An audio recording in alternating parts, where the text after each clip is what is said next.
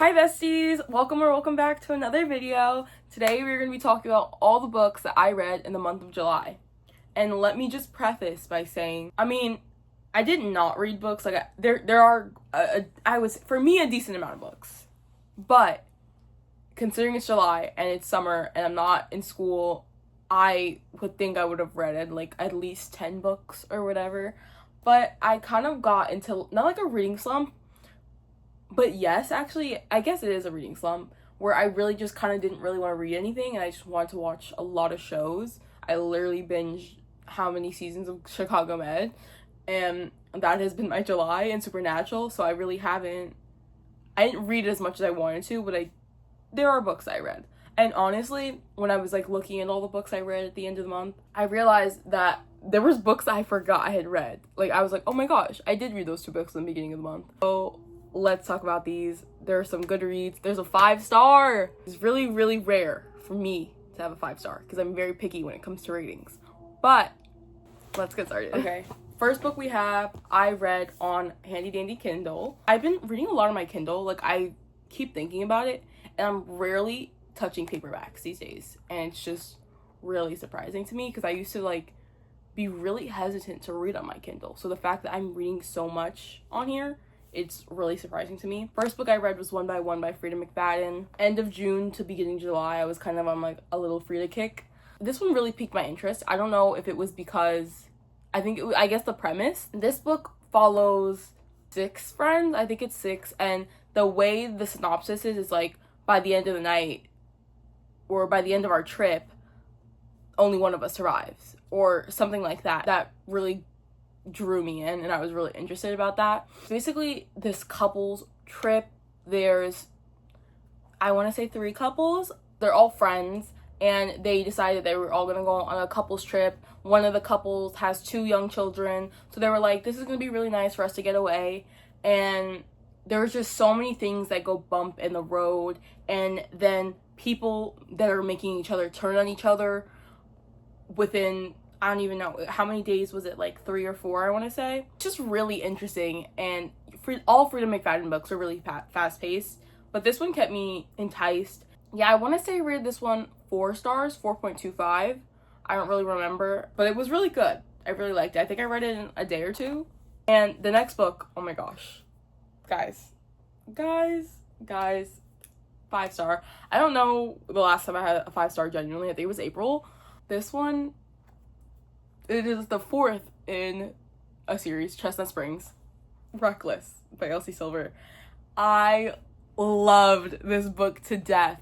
Also, the trope in this, I guess it's not really a spoiler because it kind of says it when you're reading it. It is an accidental pregnancy. I am a lover of accidental pregnancy. There are so many people out there who hate on it and do not like it. I am probably its biggest fan. If it's done right, perfect.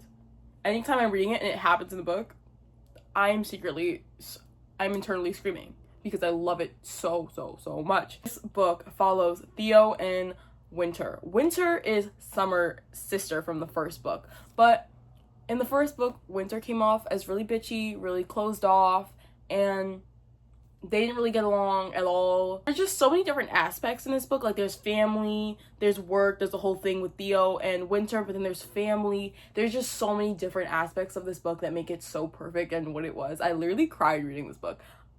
I love Theo and Winter have a one-night stand, and she ends up pregnant, and that's all I'm gonna say because I don't know how much is on the synopsis, and I don't want to spoil it. I don't want to go into too much detail, but I will say, genuinely a perfect book to a T. It's probably my favorite book that I've read that has accidental pregnancy. Okay, second favorite, because if y'all know, AJ, that's my favorite. I just love this series. I never thought I would see myself reading a cowboy romance series and liking it. I have probably never watched a Western movie in my life, and so reading about cowboys and people on a ranch is just so foreign to me, but it is so enjoyable to read about. I need to stop talking about it. We need to move on. But I love that book. First physical book of the month, we have Meet Me at the Lake by Carly Fortune. I remember when this came out, the amount of hate I saw about this book was insane. A lot of people disliked this. And I was honestly expecting to feel the same reading the book, but I have been liking Carly Fortune. I don't know if this is my second or my third read of hers. It might be my second. But everything I've read of her so far, I've liked and rated really high. Oh yeah, it was my third, because I read This Summer Will Be Different and then Our Perfect Storm. And I read this one in one day. I went out to the Hamptons, to the beach, and I read this. Not one sitting, but throughout the day I read it. Oh my gosh. Guys, this book is so good. Like, genuinely, I thought, like, because everybody said it was bad, and all the ratings I would see would be, like, 2 stars, 2.5 stars. I rated this book 4.5 stars. This was so good. That, like, I literally read it in one day, and I did not want to put it down. As soon as I started it, like, I feel like the beginning of summer romances are a little difficult, especially for someone who, I feel like summer romances can get really repetitive. That's why I don't read them so often. This one follows, I don't remember her name, Fern and then Will. Fern's mom just died, and she is now taking over her mom's resort. And 10 years before, she had spent one day, just one day, one whole day with this guy named Will. And literally one of the best days of her life, she has said. And they just had so much fun hanging out and whatever. But she did have a boyfriend at the time. Nothing happened. There was no cheating. But I feel like people felt like it was. I guess emotionally you could say that if you want to, but it was one day. You know, and it wasn't like they were flirting. Like, there was nothing crazy going on. So I wouldn't consider it cheating at all. But to each their own. 10 years later, Will comes to the resort to help her kind of run her mom's ranch or resort, whatever. It's a resort. There's also this weird tension. Oh, I haven't seen this man in 10 years. It's so good, and it's emotional at the end. I want to say there's also a representation, because if I remember correctly, Will is someone who deals, either it was OCD or anxiety, but I feel like that part of it was handled really well. Next one I read, and I guess it's like a day or two, whatever, Heartstopper, Volume 6. I've been a Heartstopper fan since, I think it was when the first season of the show came out. I started reading the books, or like when it was announced I started reading the books. I've been reading them and watching the shows for a decent amount of time now. I haven't watched the movie yet, but I'm gonna get to that soon, I guess. I like this one. This isn't my favorite of the series, but I don't know, I feel like these books are just like wholesome and nostalgic and nice to read, and yeah, I like it. None of them have been like 5 stars for me, you know, but like I feel like I liked them in the past a lot more than I do now. I wasn't a fan. I don't think I was a fan of the last 2 Heartstopper volumes, but this one I definitely liked, and it was a good closing to them. Yeah, it was cute, and there were so many like good like quotes or like wholesome themes that this book expressed that I really appreciated and I really liked.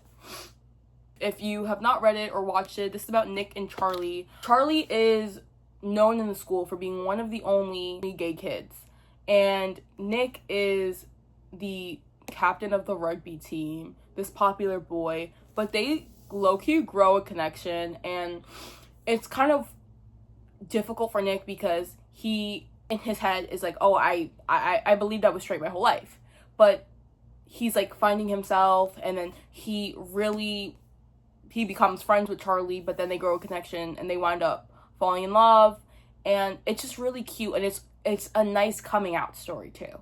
Like, I like how they showed like how difficult that can be, and it's just a lot of representation. There's trans representation, there's lesbian representation, there's literally it's all in this book, and it's really nice when you see things in a world that we live in where it's not always accepted, or whatever the hell reason that is. Being yourself can be really hard in this world. So when you see things like this and you read things like this, it is really nice and it warms my heart, and I love seeing it. So Nick and Charlie, I love them. Next one we have Hopeless by Elsie Silver. I did go back into the series. Now, I read those books like a while ago, and then I want to say I went like literally 2 weeks without reading a thing. And I got to Hopeless by Elsie Silver, and I'm like, you know what? I really love the series. I need something fast-paced to get through right now.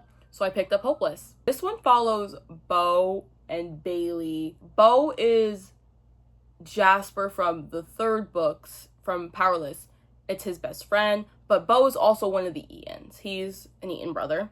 He was in the military. Bo goes through a lot. He's definitely, I want to say, the most closed off out of all of them.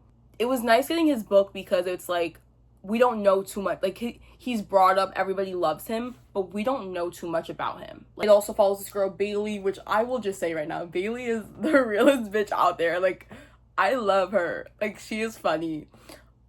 I'm thinking of the quote she says, and I'm just like, genuinely, she makes me laugh. And she's so forward and will literally say whatever was on her mind. And I literally love that for her. This one's Fake Engagement, or yeah, Fake Fiance, Fake Engagement. Bo wants to prove to his family that he is okay, and Bailey wants to be able to get a job because nobody wants to hire her because of her reputation, because of her father and her brothers. So they kind of create this alliance that they're going to pretend to be engaged, and it's going to work out for both of them. This is a good one. I mean, it's not my favorite of the series, but I think Bailey is one of my favorite girls of the series. I think I rated this one 4 stars. It was great. And I loved it. Last but not least, we have The Housewife by, I think her name is Natalie Borelli.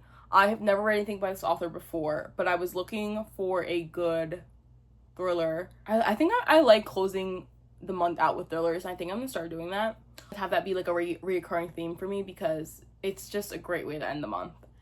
This one was so interesting. This one had like a lot of twists and turns and unexpected shit, definitely.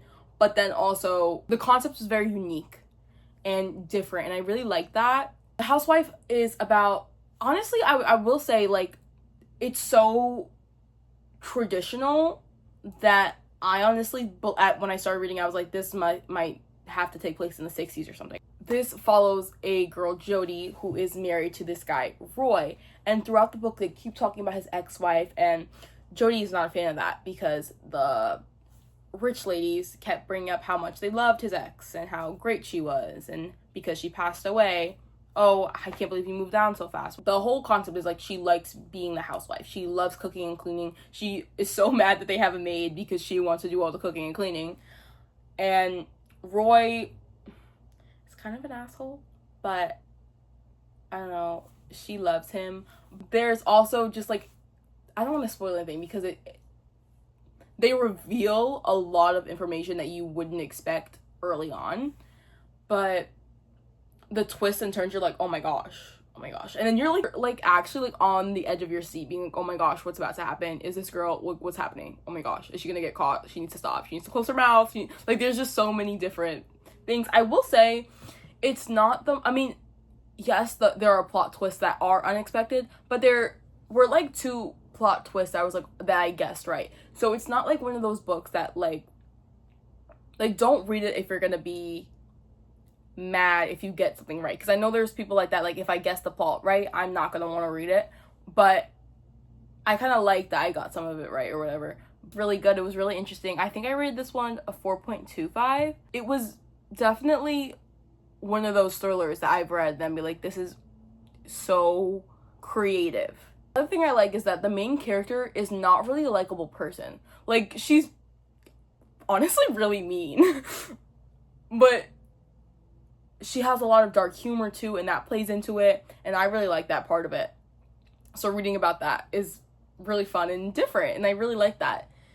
So overall, the book was really good. I don't think I didn't read anything this month that I didn't like, that's always a good thing.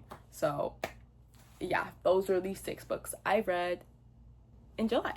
Alright guys, that's all I have for you today. I really hope you guys enjoyed this video. You guys can comment what you guys read in July or what you're gonna read in August. And you guys can subscribe if you want, because that would mean a lot to me. I have a lot of plans for videos in August, but we'll see how I follow through with that. But yeah. Bye guys. I'll see you in the next one. Love you.